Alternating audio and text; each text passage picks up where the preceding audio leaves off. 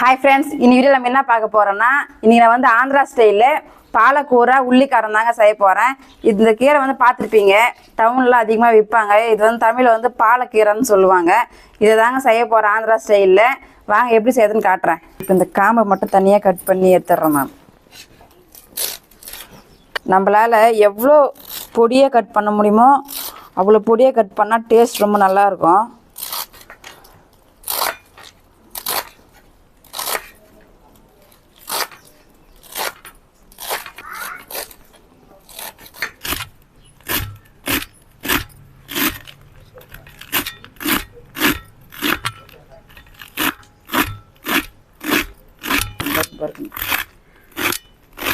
கீரை வந்து இந்த மாதிரி நல்லா பொடியாக கட் பண்ணிக்கணுங்க.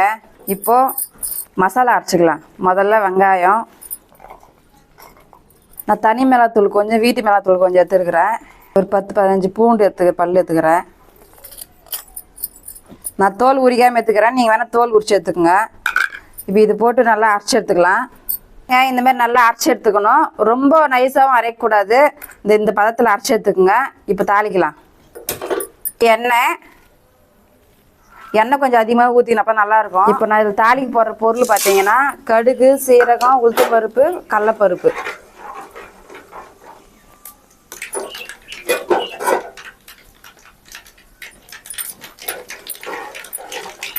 கடுகு நல்லா பொரிஞ்சிச்சு. 3 காஞ்ச மிளகா கிள்ளி போட்டுக்கிறேன். இப்போ நம்ம அரைச்சி வச்சு இந்த பேஸ்ட் போட்டுக்கலாம்.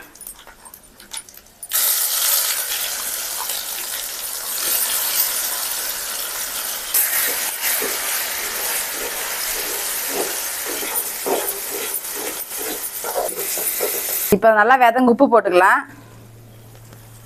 இந்த மாதிரி நல்லா எண்ணெய் பிரிஞ்சு வர மாதிரி நல்லா விதைக்கு எடுத்துக்கணும். பச்சை வாசனை எல்லாம் போயிடுச்சு. இப்போது நம்ம கீரையை சேர்த்துக்கலாம்.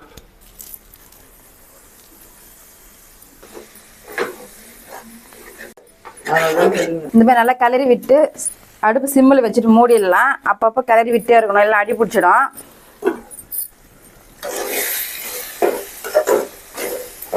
தண்ணியில் எதுவும் ஊற்றவே இல்லை பாருங்கள், அது சூப்பராக வந்துச்சு, தொக்கு மாதிரி.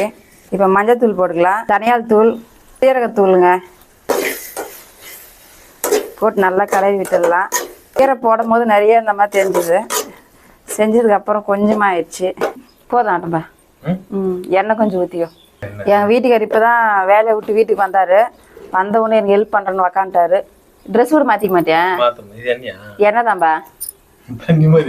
இல்லை, எண்ணெய் தான். என் வீட்டுக்கு எனக்கு அதிகமாக ஹெல்ப் பண்ணுவாருங்க. சும்மா ஒரு நாள் பொய்யெல்லாம் சொல்ல வேணாம், சொல்லக்கூடாது. இது செய்ய மாட்டான்னு சொல்லிட்டு சமையல் வேலையும் சரி, வீட்டில் எல்லா வேலையுமே எனக்கு நல்லா ஹெல்ப் பண்ணுவார். கொஞ்சமாக ஊற்று பாருங்க. சூப்பராக பால்கூரை உள்ளிக்காரம் ரெடி ஆயிடுச்சு. சப்பாத்தியில் சுட சுட போட்டு சாப்பிட போகிறோம்.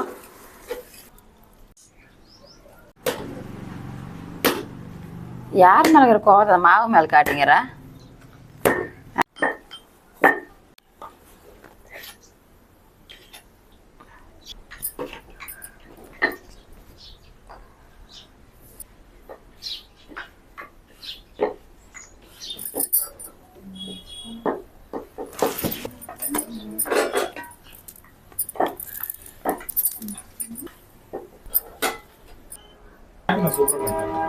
அவன் நல்லா பண்ணுவான். என்ன அது உனக்கா?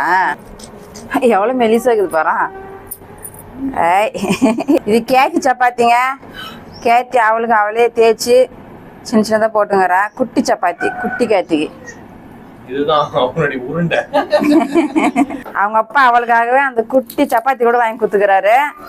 நான் வேணாம் சொன்னேன். சும்மா செலவு எதுக்குன்னு சொல்லிட்டான் என் பொண்ணுக்கு அப்படின்னு சொல்லி. சந்தையில சண்டை போட்டு வாங்கிட்டு வந்துடுறாங்க பொண்ணுக்கு. அதை கேட்டா அது எங்க அம்மா அப்படின்னு சொல்றாரு.